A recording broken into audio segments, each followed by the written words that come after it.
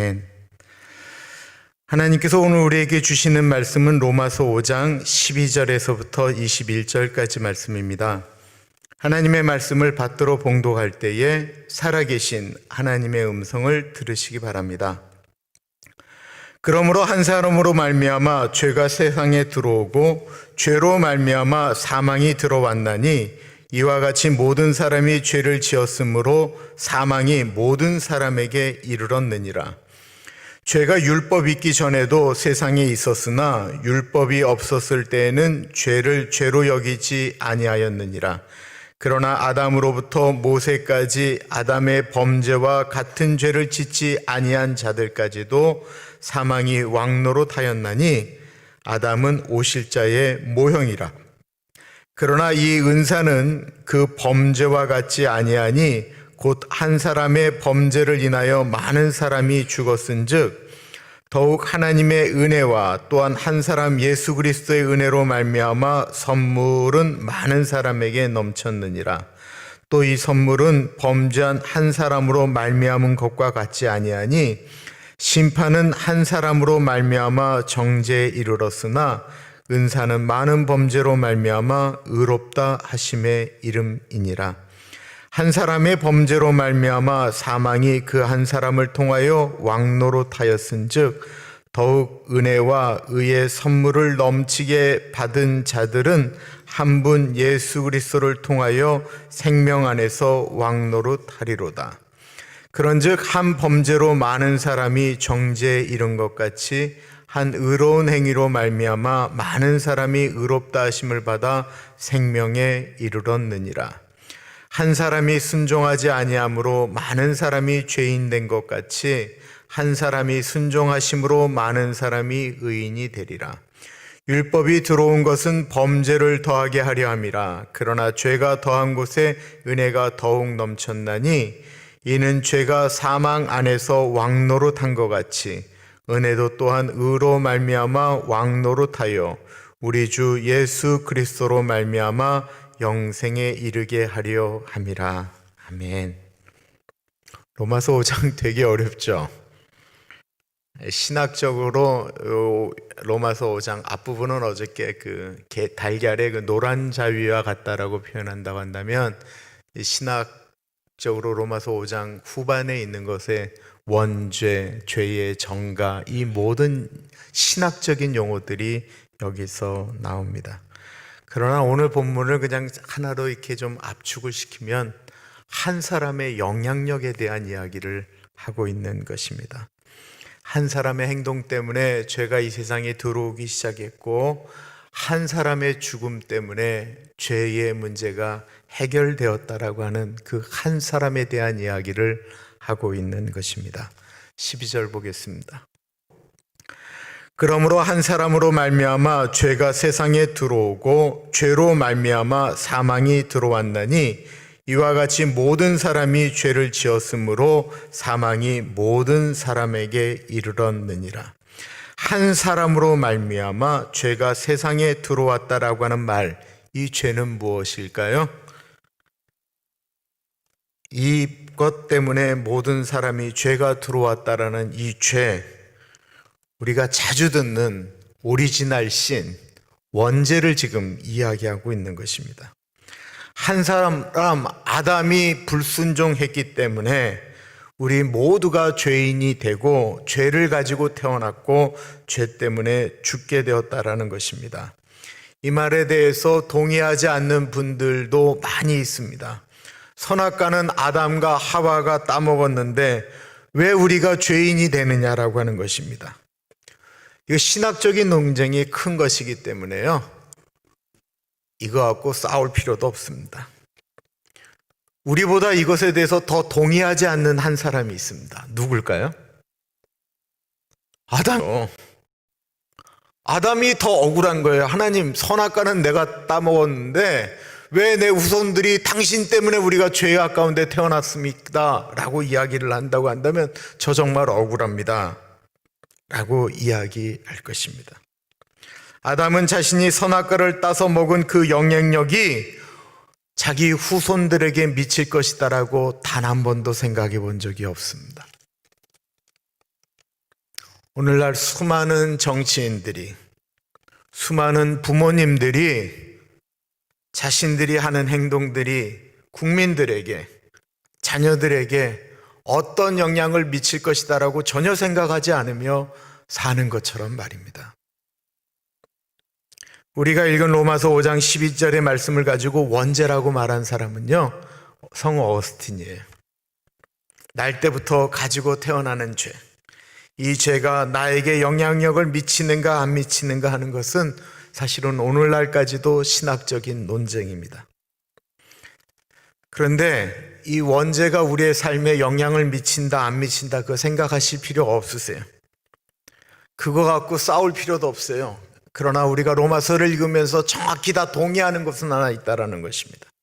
그것은 내가 태어나서 자라나면서 내가 죄를 짓는다라는 것입니다. 모든 사람이 죄를 범하였음에 하나님의 영광에 이르지 못한다라는 말에 동의하지 않는 사람은 없다라는 거예요. 또 한 가지, 아까 우리가 읽었던 말씀 로마서 6장 23절의 말씀, 사람은 모두 죽는다라고 하는 것도 다 동의한다라는 거예요. 사람이 왜 죽는가? 죄 때문에 죽는다라고 하는 것이 성경이 우리에게 하시는 말씀입니다. 그리고 그 죄의 시작은 첫사람이었던 아담으로부터 시작되었다라고 말하고 있습니다. 그가 우리에게 죄를 물려준 것이 아니다 항변을 해도 아담이 정말 나쁜 것은 그는 후손들에게 자기 마음대로 하고 싶다라고 하는, 내가 내 인생의 주인이 되고 싶다라고 하는 그 일을 버림으로써 그의 영향을 받은 사람들이 제2의 아담이, 제3의 아담이 수천 수만의 아담들이 이 땅에 만들어졌다라는 것입니다. 그들은 그들만 죄를 졌을 뿐만 아니라 그 죄의 영향력을 주변에 퍼뜨린다라는 것입니다. 유대인들은 율법을 안 지키는 것이 죄라고 생각을 했습니다. 그렇다고 할 때 아담은 죄가 뭔지도 모르고 죄를 진 거죠. 모세가 율법을 받기 전까지 사람들은 죄가 뭔지도 모르고 죄를 졌다라는 것입니다. 그렇다고 한다면 율법이 없으면 죄의 기준이 없는데 그들이 왜 죽어야 되는가라고 하는 질문을 던지는 것입니다. 율법 이전에 사람들은 어떤가라고 하는 것에 대한 질문이 사람들에게 나오잖아요. 거기에 대한 답변이 13절, 14절입니다. 죄가 율법 있기 전에도 세상에 있었으나 율법이 없었을 때에는 죄를 죄로 여기지 아니하였느니라. 그러나 아담으로부터 모세까지 아담의 범죄와 같은 죄를 짓지 아니한 자들까지도 사망이 왕노릇하였나니 아담은 오실자의 모형이라. 로마서 2장, 3장, 4장에 하나님을 알만한 것이 이 땅 가운데 나타났다라고 하는 표현들이 나오죠. 율법이 있기 전에도 사람들은 다 죽었습니다. 왜 죽었죠? 율법을 지키지 않았기 때문이 아니고 죄를 지었기 때문이다라는 것입니다. 살인하지 말지니라는 율법을 주기 전에 이미 사람을 죽이는 것은 나쁜 것이다라고 하는 것이 사람들 각기 마음속에 누가 가르쳐 주지 않았는데도 양심으로 알려주고 있었다라는 것입니다. 그런 수많은 것들이 하나님께서 우리에게 주신 양심을 통해서 이것이 죄다라고 하는 것을 느끼게 했는데 사람들은 죄를 졌다라는 것입니다. 아담 이후로 사람들은 계속해서 죄를 짓고 있었습니다. 죄의 정말 무서운 것은 전염성입니다. 죄를 짓는 분들이 가서 교화하는 곳이 감옥이지요. 그 감옥에 들어온 분들이 대체로 얘기하는 것은 자기는 딱 한 번만 하려고 했다라는 것입니다. 딱 한 번만 하려고 했는데 감옥에 가면 초범, 재범, 3범, 4범, 정과 10범, 20범 막 늘어나는 것을 보게 됩니다. 죄가 계속해서 죄를 낳는 거예요. 이 죄는 영향력이 있다라는 것입니다. 딱 한 번만 하려고 했던 죄가 계속해서 죄를 만들어내고 있었다라는 것입니다.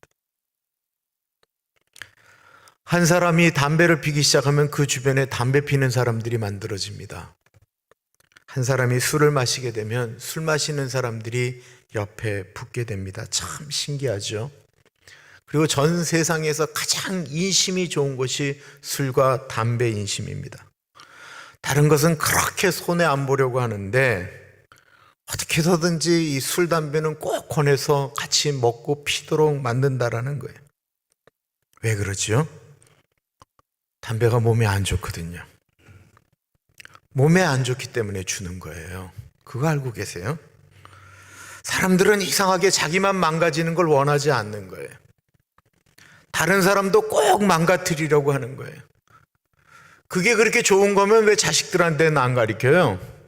자식들은 그렇게 먹지 못하게 하고 피지 못하게 하면서 다른 사람들에게 막 주거든요. 저는 담배가 구원과 절대로 단 1%도 관계없다라고 분명히 생각합니다. 그러나 몸에는 안 좋죠. 그 안 좋은 것을 왜 다른 사람에게 권하는 걸까요? 안 좋기 때문에 그런 거예요.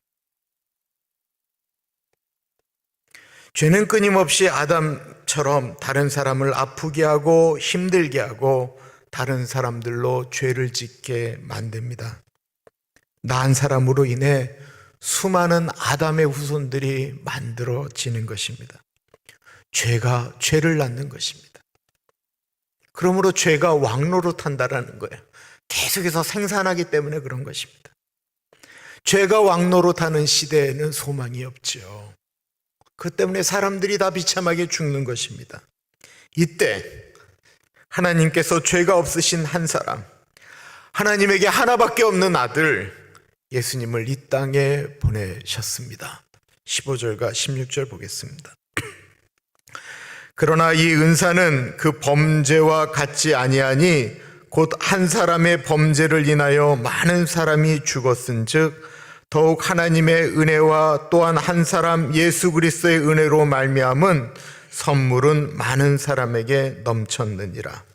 또 이 선물은 범죄한 한 사람으로 말미암은 것과 같지 아니하니 심판은 한 사람으로 말미암아 정죄에 이르렀으나 은사는 많은 범죄로 말미암아 의롭다 하심의 이름이니라. 처음 하나님이 만드신 아담 한 사람의 영향력은 사람들에게 끊임없이 내가 주인이다, 내가 하나님이다 라고 하는 마음, 자기 마음대로 하고 싶어하는 죄를 만들도록 했다면 그 외에 하나님께서 보내신 선물, 이 은사 예수 그리스도는 철저하게 자기 자신을 버리셨습니다. 영원한 나라, 하나님의 나라, 그 영광을 버리고 이 세상에 내려오셨는데 그 내려오신 예수님이 되신 것은 하나님이신 예수 그리스도가 만드신 인간, 그 인간의 모습을 가지고 이 땅에 내려오셨다라는 것입니다. 인간의 죄를 짊어지는데 하늘 위에서 짊어지겠다고 하신 것이 아니고 인간이 되셔서 짊어지셨다라는 거예요. 그리고 그 사람들을 사랑하셔서 십자가에서 그 죄를 짊어지시고 죽으셨다라는 것입니다. 오늘 본문은 그것을 선물이라고 표현하고 있습니다. 이 로마서 5장 12절부터 나오는 죄라고 하는 단어가 반복적으로 나와요. 그리고 범죄라는 단어가 죄와 범죄가 17번이 나와요. 이 로마서 전체에 보면 죄와 범죄라는 단어가 한 50번 나오는데 17번이 여기 나오는 거예요. 이 죄라고 하는 것, 이 범죄함이라고 하는 것에 대해서 정확한 헬라어적인 뜻은 당신은 그 죄 때문에 유죄다라고 하는 판정을 받는 것을 이야기하는 거예요. 이 16절에 의롭다 여겼다라고 하는 것은 법적 용어로는 무죄를 선포하게 되는 거예요. 예수의 십자가 은혜는 우리를 죄 가운데 무죄다라고 선포하고 있다라고 하는 것입니다.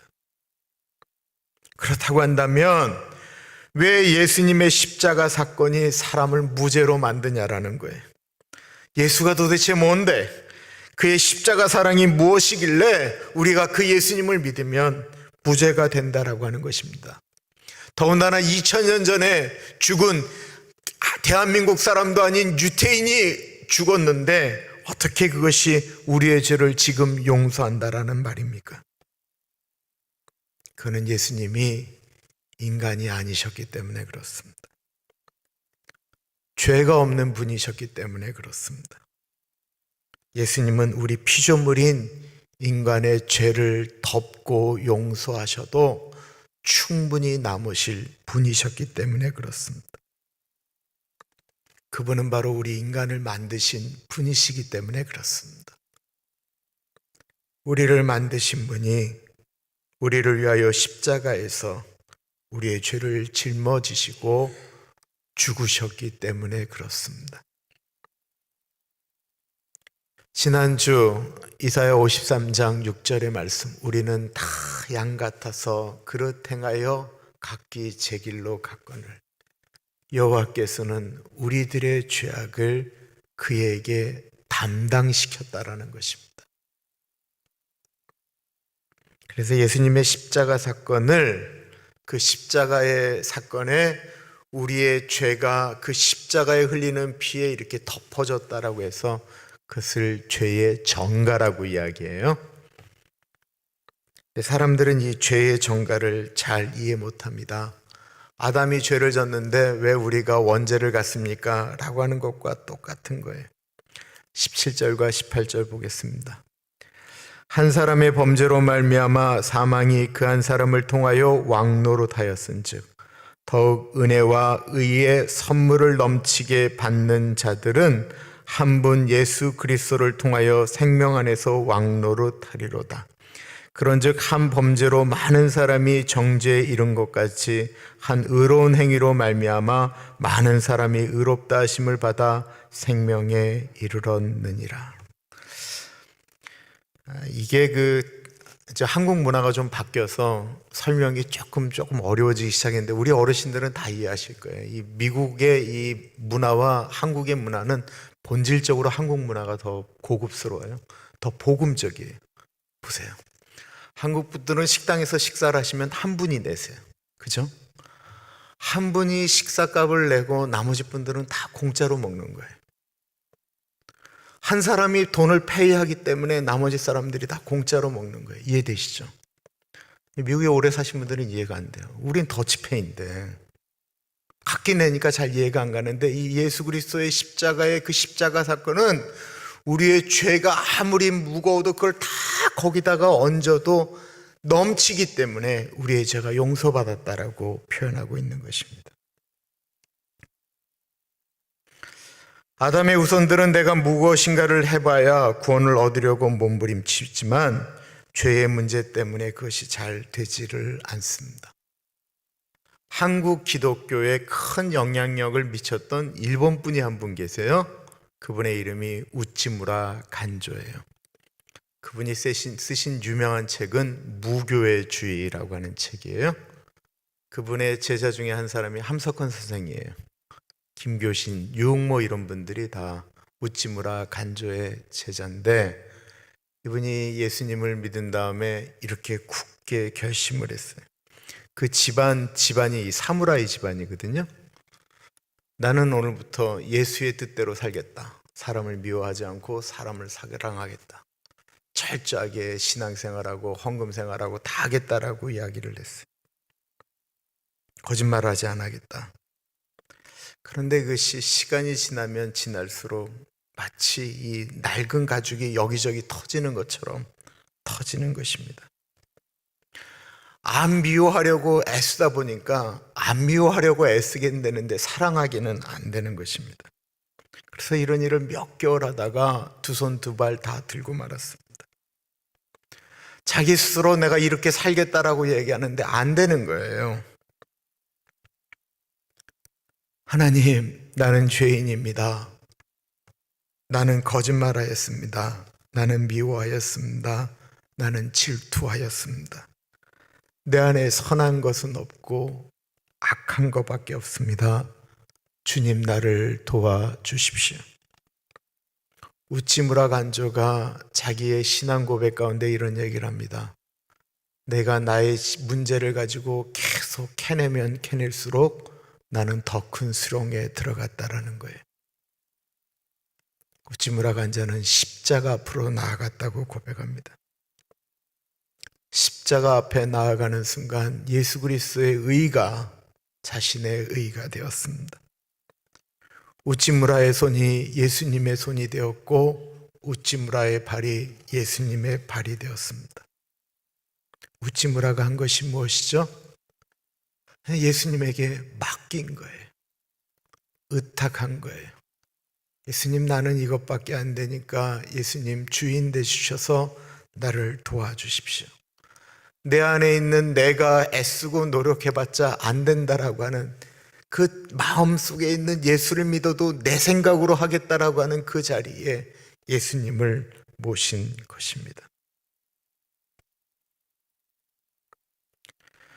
어제 본문 말씀처럼 우리가 아직 죄인 되었을 때에, 우리가 아직 원수 되었을 때에, 우리가 아직 연약할 때에 그리스도께서 우리를 위하여 죽으셨습니다. 그 예수 그리스도를 붙들고 살아가는 것, 그것이 우리가 감당해야 되는 일입니다. 그렇다고 한다면 그냥 이걸로 끝이 나야 될까요? 우리가 예수님 한 분 때문에 선한 영향력을 받게 되었습니다. 구원받았습니다. 그러면 우리도 그 영향을 받은 사람답게 살아가는 것입니다. 우리도 다른 사람에게 의의 영향력, 바른 영향력을 행하며 사는 한 사람이 되는 것입니다. 이 영향력이라고 하는 것이 굳이 예수 그리스도처럼 모든 사람에게 할 필요는 없습니다. 하나님은 우리 한 사람 한 사람에게 각기 분량에 맞는 은사를 주셨습니다. 어떤 분에게는 많이 주셨고 어떤 사람에게는 적게 주셨습니다. 그 은사를 바르게 사용하게 될 때 이 세상 사람들에게 나의 선한 영향력, 한 사람의 영향력이 흘러가게 됩니다. 각 집마다 한 사람이 문제입니다. 아들 때문에, 아버지 때문에, 엄마 때문에, 집사람 때문에, 남편 때문에, 저 사람 때문에, 시어머니 때문에, 시아버지 때문에, 장모님 때문에, 장인어른 때문에, 그 한 사람 때문에 불행이 오고 그 한 사람만 없으면 모든 것이 다 행복할 것 같습니다. 아닙니다. 그 불행은 순종치 않은 나 한 사람 때문에 오는 것이고, 내가 순종하는 사람 하는 순간 많은 사람들이 행복해진다라는 것입니다. 문제는 나인 것입니다. 19절을 보십시오. 한 사람이 순종하지 아니함으로 많은 사람이 죄인 된 것 같이 한 사람이 순종하심으로 많은 사람이 의인이 되리라. 아시는 것처럼 저는 목사 아들이었습니다. 아시는 것처럼 저는 20대까지 예수님 못 만났습니다. 제 주변에 있는 사람들은 예수 잘 믿는 사람들이 아니었고 다 술 먹는 사람들이었습니다. 뭐였다 하면 술 먹으면 세상을 비판하게 되어져 있습니다. 세상 비판하고 돈을 버는 것에 혈안이 되어져 있었기 때문에 저는 20대에 이미 주식을 해서 돈을 정말 많이 벌었습니다. 그런데 제가 교회 학교 교사였습니다. 목사 아들이니 전도사님 정도는 안 될지라도 그 비슷할 정도로 성경 지식이 제 안에 있었습니다. 돈은 많은데 애들한테 전달해 줄 예수 그리스도의 사랑이 없으니 제가 뭐 했겠어요? 매일 토요일마다 애들 모아놓고 제가 떡볶이 사줬어요. 근데 그러다 보니까 예수를 안 믿는데도 인기가 많은 교사인 거예요. 제 밑에서 공과 공부하는 애들은 예수님을 만나는 것이 아니고 그거 끝나고 나면 제가 데리고 나가서 떡볶이 파티하는 것에 기대하면서 교회들을 나왔습니다. 그런 교회 오빠를 불쌍하게 여긴 한 후배가 있었습니다. 같은 중등부 교사였는데 자기가 다니는 학교 인생 수련회, 예수 못 만난 사람들을 불러다가 가는 그 수련회에 제 등록비를 내고 기도하기 시작한 것입니다. 그 아이는 어려워서 자기 친구들하고 있을 때 돈을 허탄하게 쓰는 것을 본 적이 없어요. 심지어는 커피값 한 번을 낸 적이 없는 애가 제 수련회비를 낸 거예요. 저 오빠 목사 아들인데 예수님 안 믿으면서 애들 가리키는 저 오빠가 예수 믿어야 저 아이들도 구원받는데 저 오빠 예수님 만나게 해주세요. 이 자매가 문예창작과 문창과를 다녔던 애였거든요. 내가 그 아이의 글을 좋아하고 그 아이를 참 이뻐했어요. 그 아이가 커피 한 잔을 못 사는 아이가 수련회 냈다라고 하니까 제가 얼마나 마음이 미안해요. 그래서 그 억지로 갔던 그 수련회에서 제가 예수님을 만나게 되었고 목사가 되었습니다. 그 후배는 어떻게 되었을까요? 제가 작년에 가서 그 아이를 꼭 좀 만나고 싶었습니다. 야, 내가 목사 됐다 라는 이야기를 하면서 내가 미국에서 목회해. 그렇게 하면서 내가 좀 그 빚진 마음을 이렇게 좀 보답하고 싶은데 아무도 걔가 뭘 하는지 모르는 거예요. 아마 누군가의 아내가 되어 있겠죠? 아마 누군가의 엄마가 되어 있을 겁니다. 그 후배가 내가 그렇게 기도하던 그 오빠가 미국에서 목회를 하고 있다라고 하는 이야기를 들으면 얼마나 좋아할까요? 아마 그거 다 잊어버렸을지도 모르겠습니다. 그런데 저는 지금도 잊지를 못합니다. 어저께 내내 막 페이스북으로 그 이름을 치고 막 찾아보기도 하고 막 내가 굉장히 노력을 많이 했습니다. 묵상을 하는데 자꾸 그 생각이 나는 거예요. 그 어려운 애가 걔가 내는 돈은 내가 하루 술값의 5분의 1도 안 되는 거였어요. 근데 그렇게 낸 수련회비 때문에 미안해서 갔던 그것. 그러나 그 아이에겐 정말 큰 돈이었거든요.